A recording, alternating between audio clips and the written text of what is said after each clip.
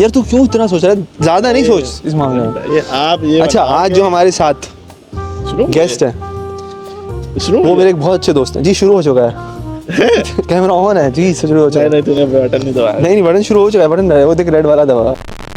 आज हमारे साथ जो गेस्ट हैं वो मेरे बहुत अच्छे दोस्त हैं।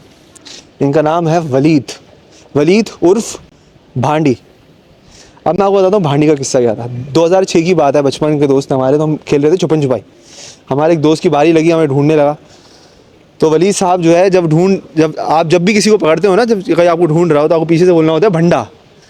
तो वलीद साहब ने उसे पीछे से पकड़ा और बोल दिया भांडी। 2006 हो गया, उससे लोग 2018 तक, जब तक मैं जर्मनी में था, वलीद को हम वलीद भांडी बोलते थे। मगर आज वक्त बदल चुका है। वलीद आज जर्मनी में, डसेल्डॉर्फ में रहता है और बहुत अच्छी जॉब है। और मैं आपको ये बताने में बहुत खुशी महसूस करता हूँ कि आज जर्मन्स वलीद को भांडी बोलते हैं। Waleed, thank you so much अपने टाइम के लिए। आपने अपना कीमती वक्त निकाला। मैं आपको बताऊँ वलीद का बैकग्राउंड। वलीद यहाँ पे आया है जॉब पर। वलीद की कोई स्टडीज़ के लिए नहीं आया। वलीद और मैं साथ ही पढ़े हैं, हम लोगों ने एक ही यूनिवर्सिटी में पढ़ते थे। और एक बहुत ही इनक्रेडिबल स्टोरी है जो वलीद हमें आज बताएगा कि किस तरह पाकिस्तान या इंडिया में बैठे हुए हमें जॉब्स लग सकती हैं और किस तरह हम यहाँ मूव हो सकते हैं, अपनी फैमिली को, अपनी स्पाउस को भी हम साथ में जर्मनी ला सकते हैं। तो वलीद, आप ना थोड़ा सा इंट्रोडक्शन दें, अपने बारे में बताएं कि आप कहाँ से, आपका वो है, आपने क्या पढ़ा और कैसे आपको जर्मनी में जॉब। तो जैसा कि आप जानते हैं कि मेरा नाम वलीद, मेरा इंट्रोडक्शन दे दिया मेरे दोस्त ने। और मेरा अपने बारे में ये कहना चाहूँगा कि मैंने कंप्यूटर साइंस जो है वो हादसाती तौर पे ली थी, क्योंकि और कोई ऑप्शन मिल नहीं रहा था। और उस वक्त जब मैंने कंप्यूटर साइंस स्टार्ट की तो ऐसा ही लग रहा था पता नहीं क्या चीज़ ले ली है।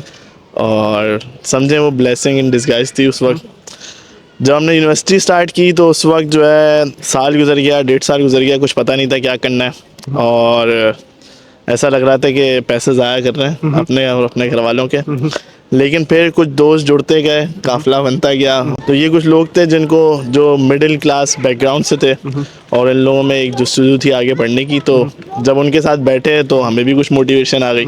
तो अपने तौर पे करते रहे, इंटर्नशिप्स हुई, कराची में जॉब लग गई और फिर आहिस्ता आहिस्ता करके एक अच्छी कंपनी तक पहुंच गया। मैंने सोचा कि अब कुछ नया करते हैं। एक होता है आपके ड्रीम होते हैं कि यार बाहर जाना है, तो बाहर ऐसे नहीं जाना कि यार कोई बुला ले या पढ़ने चले गए। तो ये था कि यार खुद से जाएं, कि जॉब पे कोई इज्जत दे के बुलाया, यार आप आके हमारे लिए काम करें। तो ये चीज़ एक दिमाग में थी, इसी के साथ जो है सोच के अप्लाई करना शुरू कर दिया। अब जो लोग जा रहे थे उनसे पूछा भाई जो जॉब पे गए कि भाई कैसे किया, तो उन्होंने बताया हमारे पास ये एक्सेल की शीट है, इसमें इतनी कंपनियों के लिंक हैं और वो माई करियर्स पे जाके आप अप्लाई करें, लिंक्डइन पे लोगों को रीच आउट करें। लेकिन इस बारे में मैं लोगों को ये कहना चाहूँगा कि देखें, हर किसी की स्ट्रेटजी अलग होती है, ठीक है। किसी का भी तुक्का कहीं से भी लग जाता है। तो कोई एक फिक्स बात नहीं है कि आप इस बोलेंगे यार वो बंदा ऐसे गया था तो मैं भी ऐसे ही जाऊंगा, ठीक है। आपकी लक जो है किसी भी तरीके से चल सकती है। तो आप हर जगह से अप्लाई करें, हर किसी को रीच आउट करें, ठीक है। अपनी सीवी उस तरह से बनाएं, क्योंकि सीवी जो है ना वो मेन थिंग है आपके लिए, ठीक है। और एक्सपीरियंस आपके पास है तो आपके चांसेस भी अच्छे हैं। इसी तरह मैंने अप्लाई करना शुरू किया, बहुत सारे इंटरव्यू दिए, कभी दुबई से, कभी जर्मनी से, बहुत सारे में रिजेक्शन आई। लेकिन एक चीज़ थी कि मुझे ये था कि जाना है। मैंने ये नहीं सोचा था कि यार फेल होगा तो फेल होगा, ठीक है। तो मैं अप्लाई करता था तकरीबन रोज़ 50 से 100 कहाँ से? लिंक्डइन पे या फिर लिंक्डइन पे, ऑनलाइन, जहाँ पे बस गूगल पे लिख के मैं सर्च करता जॉब चाहिए, बस जर्मनी है, जॉब्स इन जर्मनी। तो मैं अप्लाई करता था। मुझे ये नहीं था कि यार वो देखें मेरी सीवी ना देखें। मेरा टास्क ये था कि 50 कंपनियों में तो कम से कम सीवी जानी चाहिए, पहुंच जाए उन तक। जानते होंगे कोई पागल अप्लाई कर रहा है, ठीक है। इसी तरह फिर मेट्रो मार्केट्स जो है वहाँ पे बहुत सारी जॉब्स थी, ठीक है। और वहाँ पे जो है मेरा जो है इनिशियल इंटरव्यू हुआ जो मुझे इजी लगा, फिर टेक्निकल राउंड हुआ, उसके बाद जो है कोडिंग इंटरव्यू था, ऑनलाइन कोडिंग टेस्ट था। तो वो फिर जो है प्रैक्टिस करके जब दिया तो वहाँ मेरी जो है वो किस्मत ने साथ दी और मेरा हो गया। उसके बाद मैंने जो है सारी डॉक्यूमेंटेशन वगैरह, क्योंकि कंपनी ने रिलोकेशन स्पॉन्सर की थी तो सारी चीज़ें उनकी तरफ से थी, तो मुझे इतनी ज़्यादा मेहनत नहीं करनी पड़ी। उसके बाद मैंने अपने दोस्तों को भी रेफ़र किया, उस कंपनी में अपॉर्चुनिटीज़ थी। तो मैं ये कहूँगा कि जो लोग भी जब अप्लाई करते हैं और उनकी जॉब हो जाती है तो मेक श्योर करें कि वहाँ पे अगर दूसरी अपॉर्चुनिटीज़ हैं तो अपने दोस्तों को रेकमेंड करें। कितने दोस्तों को बुलाया था आपने? मैंने अपने एक दोस्त को तो बुलाया था, बाकियों का मैं माइंड बना के आया था। और अब ये होता है कि जो वहाँ से 2 दोस्त नहीं आए थे आपके उसी दो दोस्त हैं, एक का पहले हो चुका था। अच्छा, बैक और के हम पहले मैं जानता नहीं था ये बात। हाँ। तो अभी हम तीनों एक ही बिल्डिंग में एक ही कंपनी में काम कर रहे हैं, ठीक है। खैर मैंने अभी रिसेंटली जॉब स्विच किया, तो अब मैं दूसरी कंपनी में हूँ, लेकिन वो दोनों मेट्रो मार्केट्स के साथ ही हैं। अच्छा, एक बात बताएं, आपने कुछ भी खर्चा हुआ आपका जर्मनी आने के लिए? अभी क्या था आपने जो टोटल एक्सपेंस हुआ आपका? कंपनी ने मुझे रिलोकेशन के एक अमाउंट थी 1500 यूरोस दिए थे। 1500 यूरोस, सही है। यानी 1500 यूरोस में आपका जो अपार्टमेंट होगा वो भी इंक्लूडेड है, आपका टिकट इंक्लूडेड है, हाँ, जो भी। साथ तो जो- मेरे ख्याल में शुरू के 1-2 महीने आपका काम चल जाएगा 1500 यूरो में, या फिर 1 महीना तो मैं एक महीना आपका निकल जाएगा, उसके बाद सैलरी आपकी आना उसके बाद सैलरी आना तो यानी शुरू हो जाएगी। एक ऐसा बंदा जो बिल्कुल ही हैंड टू माउथ है, वो भी अगर स्पॉन्सर्ड जॉब पे आए तो उसका मेरे ख्याल में कंपनी जो रिलोकेशन कॉस्ट होती है वो जो पे करती है वो हो जाएगा। आजकल देखें कंपनीज ने रिलोकेशन बंद कर दी है। अच्छा। सही है, मोस्टली आईटी की जॉब में रिलोकेशन नहीं मिल रही है अनटिल अनलेस आप बहुत ही कोई तुर्रम खान चीज़ हो, ठीक है। क्योंकि अब यूक्रेन और वॉर जो चल रही है, लोग बहुत सारे माइग्रेट होकर आ रहे हैं, तो ये चीज़ बंद हो गई, तो मोस्टली लोग खुद रिलोकेट हो रहे हैं। अच्छा। लेकिन फिर भी एक अच्छी अपॉर्चुनिटी है अगर आप अपना लाइफस्टाइल बेटर करना चाहते हैं और आप जो है 4-5 साल आगे की सोच रखते हैं, तो फिर उस लिहाज से बेहतर है आप अगर इनिशियल इन्वेस्टमेंट कर भी लें 2-3 हज़ार यूरो की, तो क्या मैं कहता हूँ कोई बुरा नहीं है। वो आप निकाल लेंगे, पहले साल टैक्स रिटर्न आ जाता है, चीज़ें हो जाती हैं। जिनकी फैमिली है, जिनकी स्पाउस है, क्या उनकी कॉस्ट भी भरी जाती है? आसान हो जाता है जॉब लगने के बाद अपनी स्पाउस को बुलाना? देखिए जॉब लगने के बाद डिपेंड करता है टोटली आपके ऊपर कि आप क्या खर्चा करते हैं, क्या चीज़ करते हैं। बुलाने का तरीका तो आसान है, वीज़ा तो आपको मिलना ही मिलना है, ठीक है। आप वीज़ा मिल जाएगा, यानी आप बुला सकते हैं। वीज़ा आपको फ़ौरन मिल जाएगा, वीज़े की कोई ऐसी मसला ही नहीं है कि भाई कोई पंचायत हो, ठीक है। दूसरी चीज़ ये है कि ख़र्चा आपकी जब आप वाइफ को रजिस्टर कराते हैं यहाँ पे, तो आपकी टैक्स क्लास वैसे ही कम हो जाती है, तो आपकी वाइफ का जो एक्सपेंस होता है समझे जर्मनी ही उठा रहा होता है, ठीक है। तो एक अराउंड 250 to 300 यूरोज़ आपकी सैलरी में इंक्रीज़ हो जाते हैं जब आपकी टैक्स क्लास होती है। अच्छा। तो मेरे ख्याल से तो आप अपनी वाइफ भी आपकी जर्मनी उठा रही है, उसके बाद आपको पता है बच्चे हो जाते हैं तो बच्चों का भी पैसे जो है वो गवर्नमेंट देती है। तो इस लिहाज से ये बहुत सारी चीज़ें अच्छी हैं। दूसरी चीज़ ये है कि अगर आप कुछ लोग यहाँ पे आते हैं और बोर हो जाते हैं, जिस तरह मेरा अपना दोस्त है, उसको जर्मनी समझ में नहीं आया, उसको बिरयानी बहुत पसंद है कराची की। अच्छा, कराची बिरयानी सही है। वो तो मुझे भी याद आती है। ठीक है, तो वो वापस जाने की हमेशा जब बात करो तो कहता है वापस जाना है, लेकिन एक उसका भी गोल है कि यार इतना कुछ हो जाए तो मैं जाऊँ। लेकिन मैं कहूँगा कि आप जब आ रहे हैं तो पूरे दिल से आए कि यार मैं अब यहाँ रहूंगा, घर मानना पड़ेगा आपको। घर मानना पड़ेगा, ठीक है। दूसरा आपका ये है कि आप जर्मन सीख के आए, ठीक है। जितनी अच्छी आपकी जर्मन होगी उतने अच्छे तरीके से आप लोगों में घुल मिल पाएंगे, तो फिर आपको चीज़ें भी बताऊंगी ना, आप जा सकते हैं कहीं पे भी बात कर सकते हैं, तो आपको होम सिकनेस नहीं होगी। आपकी जॉब की रिक्वायरमेंट थी जर्मन की, या अब जो जॉब कर रहे हैं उसकी रिक्वायरमेंट है? नहीं, मेरी जो है कभी भी जॉब की जर्मन रिक्वायरमेंट नहीं हुई, लेकिन उसका नुकसान ये होता है, देखिए मुझे जर्मन नहीं आती, तो मैं समझे अगर 1000 जॉब्स हैं तो मैं उसमें 100 के लिए एलिजिबल हूँ, ठीक है।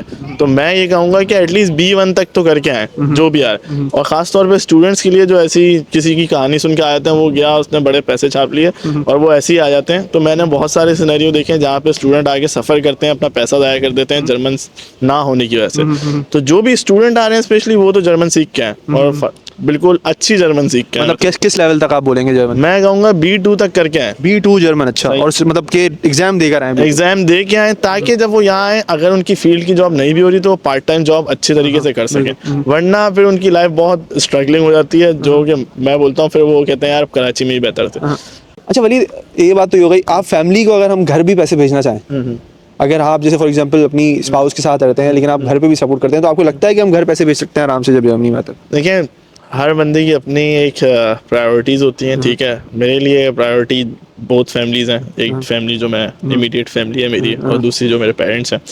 तो पैसे आप भेज सकते हैं, लेकिन जर्मनी में रहने का सबसे एक तरीका आप समझें, जिस तरह आपका यूट्यूब चैनल है, आपको दिख रही होगी इसकी ग्रोथ कंसिस्टेंट है लेकिन स्लो है, ठीक है। लेकिन आपको ये पता है कि 4 साल में आपको कुछ कर जाएंगे, तो इस लिहाज से बेहतर है। तो मैं पाकिस्तान पैसे भेजता हूँ, एक अच्छी अमाउंट भेजता हूँ, मेरे घर वाले खुश हैं, जो कि मैं पाकिस्तान में होता तो नहीं कर पाता। क्योंकि पाकिस्तान में कंपनीज जो है ना वो इतने अच्छे एक पैकेज अच्छे देती हैं, लेकिन मैं यही बोलता हूँ कि एक आम आदमी जाए, अब जो महंगाई है उस लिहाज से वो जाके बोले कि यार मुझे कोई अपने लिए एक अच्छी चीज़ लेनी है, तो वो 10 दफ़ा सोचता है। कौन सी ऐसी जॉब्स हैं जिनमें आपको जर्मन की रिक्वायरमेंट होगी यहाँ आने के लिए? देखिए जर्मन की रिक्वायरमेंट उस जॉब पे, और मैं जर्मन आपको बताता हूँ कि रिक्वायरमेंट आती क्यों है। आप सोचें कि अगर आप कराची में भी देखते हैं तो बहुत सारे सॉफ्टवेयर हाउस होते हैं, गली की नुक्कड़ पे भी होता है और शारे फैसल पे भी होता है। आप किस में काम करना पसंद करेंगे? जाहिर सी बात है आप बोलेंगे यार शारे फैसल जाएं, टोर टार हो थोड़ी, ठीक है, बिल्कुल, हाँ। और जो है नाम हो, यार कंपनी का नाम ले रहा हूँ 10 बंदे जानते हो। इसी तरह यहाँ पे भी कंपनीज हैं डिफरेंट, ठीक है। यहाँ पे अब हम बाहर आ गए तो हम कोई भी नाम ले तो कराची वालों को बड़ा लगता है, लेकिन यहाँ की बड़ी कंपनीज मर्सिडीज है, ठीक है, वॉक्सवैगन है, ऑडी है, और भी बड़े यहाँ पे फाइनेंशियल जो है हब हैं, जो बैंक्स हैं बड़े। अगर आप चाहते हैं आपके स्किल सेट है उनकी रिक्वायरमेंट जैसा और आपको जर्मन नहीं आती तो वो आपको नहीं रखेंगे, ठीक है। तो उस जगह पे आपको जर्मन चाहिए, ठीक है, क्योंकि आपने इंटीग्रेशन करनी है फाइनेंस के डिपार्टमेंट के साथ, आपने इंटीग्रेशन करनी है जी जो कार मेकिंग वाले हैं उनके साथ, तो फिर आप कैसे करेंगे? तो आप अपनी जो है वो वैल्यू खुद ही कम कर देते हैं जब जर्मन नहीं आती तो। मैं कहूँगा कि अगर, और मैं कराची में बहुत सारे ऐसे लोग जानता हूँ जिनके स्किल सेट इतने ज़बरदस्त हैं लेकिन वो जर्मन नहीं सीख रहे और वहीं कराची में इसी वजह से हो रहा है। हाँ। अच्छा, आपने जर्मन सीखना शुरू की? मैंने जर्मन सीखना इतनी तो भाषण आपने दे दिए, आपने खुद क्या किया? नहीं, देखिए मैं अभी जर्मन सीखना शुरू कर रहा हूँ क्योंकि पीआर का वक्त आ रहा है। अच्छा अच्छा, तो पीआर चाहिए क्योंकि जो है ना नौकरी नहीं करनी है अब किसी के लिए, अपना काम अपना काम करना है। मैंने सोचा शवरमा की दुकान खोल ली है। नेचर कैसा है लोगों का, आपको कैसा फील हुआ जर्मन? देखिए जर्मन तो मुझे सही लगते हैं, जहाँ पर जो दूसरे लोग आए हैं वो सही नहीं लगते। लेकिन मुझे ये लगता है कि जर्मनों को ऐसे ही बोला जाता है जहाँ पर जो दूसरी जगह से लोग आए हैं उनका ज़्यादा अपना एटीट्यूड है। कोई अगर कहीं से ऑफर आया उसको यूके से किसी बंदे को, यूएस से और जर्मनी से, तो क्यों कोई बंदा जर्मनी सेलेक्ट करे बाकी को छोड़ के? आपको जर्मनी में ऐसी क्या चीज़ आपको लगता है कि ये स्टैंड आउट करती है? देखिए अगर आपको जर्मन आती है ना तो फिर तो यूके और यूएस से कुछ है ही नहीं जर्मनी के आगे। उसकी वजह ये है कि यहाँ पे सुकून बहुत है, ठीक है। यूके यूएसए में अब पाकिस्तान और इंडिया ही बन गया वो, ठीक है, लेकिन जर्मनी में सुकून है, सही है। लेकिन मैंने शर्त वही बताई है, आपको जर्मन आना जरूरी है, सही है, क्योंकि यहाँ पे हेल्थ इंश्योरेंस है आपके पास, ठीक है। यहाँ पे आपके पास जो है जॉब सिक्योरिटी है, ठीक है। आपको कोई जॉब से नहीं, यूएसए में आपको निकाल देते हैं, आपको पता है, आप अगले दिन जाए बोलेंगे ये लेटर लें। मैं यहाँ पे ये है कि अगर आप परमानेंट हो गए और अब आपको कंपनी निकाल रही है तो फिर आपको सेवरेंस पैकेज मिलता है, आपको 3 महीने प्रोबेशन के भी देने पड़ते हैं, अच्छा खासा पैसा मिलता है। अच्छा, वेकेशन चल रही है आपकी, वेकेशन चल रही है आपकी, ठीक है। तो ये आपको जब सिक्योरिटी होती है तो आपके ऊपर टेंशनें कम होती हैं और फिर उस वजह से आपकी लाइफ लंबी होती है। मुझे लगता है आप हेल्दी लाइफस्टाइल जीते हैं। तो ये चीज़ मुझे जर्मनी की पसंद है। जॉब ढूंढने का जो कुछ टिप्स दें कि जो पाकिस्तान या इंडिया में बैठे हुए अगर कोई जॉब ढूंढना चाहते हैं तो किन वेबसाइट्स पे जाएं, क्या करें, जो मेन चीज़ें जो आपको लगता है करनी चाहिए? देखिए जॉब ढूंढनी है ना, सबसे पहले तो सीवी सही कर लें, ठीक है। सीवी के ऊपर मैंने जो देखा है कि जर्मन लोगों को ना स्टैट्स बड़े पसंद है। इस बंदे ने ये नहीं लिखना कि मैंने 5 साल एक जगह लगा दी और मैंने ये वेबसाइट बनाई थी जिसके ऊपर एक स्लाइडर चलता था। आपने बताना है आपने कंपनी को फ़ायदा कैसे बचाया, ठीक है। आपने बताना है उनका ये काम फंसा हुआ था, कोई चीज़ मैंने जो है वो रिफैक्टर की और उसकी परफॉर्मेंस बढ़ गई, तो उस परफॉर्मेंस के स्टैट्स आप वहाँ लिखें। तो ये नंबर जब होते हैं आगे सीवी में तो कम सीवी ऊपर जाती है, ज़्यादा लोग उसको देखते हैं। दूसरी चीज़ ये है कि जो भी मुझसे पूछता है कि यार जर्मनी आने के लिए अप्लाई कर रहा हूँ और रिस्पॉन्स नहीं आ रहा, मैंने बोला भाई मैं खुद 50 सीवियाँ भेजता था दिन की, करते रहो, नुकसान क्या हो रहा है? बिल्कुल, ठीक है। मोबाइल में बैठ के भी तो कुछ कर ही रहो, करते रहो। कहीं ना कहीं जर्मनी आना जॉब पे लक और आपकी मेहनत दोनों है। तो एक चीज़ आपने देने भाई, आपने ये नहीं बोलना यार सही है मैंने, आपने ख़त्म नहीं करना, भेजते रहें। एक दिन आपका होगा पहला इंटरव्यू, फिर दूसरा, तीसरा। जब आप शुरू में इंटरव्यू देना शुरू करेंगे तो आपको पता भी नहीं होगा कि सवाल क्या आते हैं, ठीक है। आपके रिजेक्शन होगी, आहिस्ता आहिस्ता करके आपकी तैयारी भी होती जाएगी और आपके इंटरव्यू भी होते रहेंगे अच्छे और फिर आपकी जॉब हो जाएगी। अच्छा, कई मैंने देखा है आजकल बहुत ग्रुप में भी मैं देख रहा हूँ कि लोग डीमोटिवेट बहुत करते हैं कि यार नहीं जर्मनी बेकार जगह है भाई यहाँ पे। तो उनके बारे में आपका क्या व्यू, आप क्या कहना चाहेंगे? ऐसे लोग क्यों बातें करते हैं कि इतनी नेगेटिव बातें? तो मैं तो कह रहा हूँ बेकार तो वापस चले जाना। जबरदस्ती तो कोई नहीं रखना ना, जबरदस्ती तो नहीं। यहाँ बैठ के तो नहीं कर रहा, यहाँ बैठ के क्यों कर रहे हैं, पाकिस्तान से जाके बोले, ठीक है। मेरा एक दोस्त है वो यही बोलता है सर वापस जा रहा हूँ, अभी तक गया नहीं है। उसने बोला इस साल के एंड में चला जाऊँगा। अब मैंने उसकी चिड़ी बना ली है, तो जिस दिन वो वापस चला गया तो फिर वो मैं उससे बोलूँगा कि अब जर्मनी की बुराई करो। लेकिन अभी जो है ना वो मुझे नहीं लगता कि जाएगा, क्योंकि यार देखिए बहुत एक इम्पॉर्टेंट बात यह है कि आपकी कंपनी क्या है। आपने अगर फॉर इंस्टेंस एक बंदा है जो मेहनत ही नहीं कर रहा या फिर जो गलत डायरेक्शन में लग गया है, जब आप उससे और उसकी नहीं हो रही इस वजह से उन चीज़ों से नहीं बन पा रही, तो आप उससे जब मशवरा लेंगे ना तो हमेशा आपको नेगेटिव बात ही बताएगा। और जो लोग बन चुके हैं जब आप उनसे मशवरा लेंगे तो वो बोलेंगे हमेशा यार बेस्ट जगह है।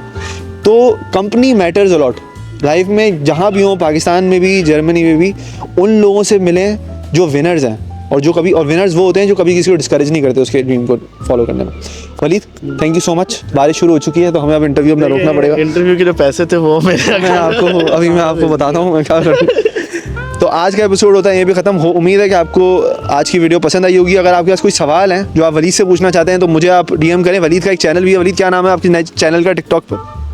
Take unbox gamer. Unbox gamer, ये वलीद की चैनल का नाम है। तो वलीद को आप वहाँ पे भी मैसेज करके पूछ सकते हैं। तो एपिसोड होता है ख़त्म। Thank you so much. अल्लाह हाफिज़।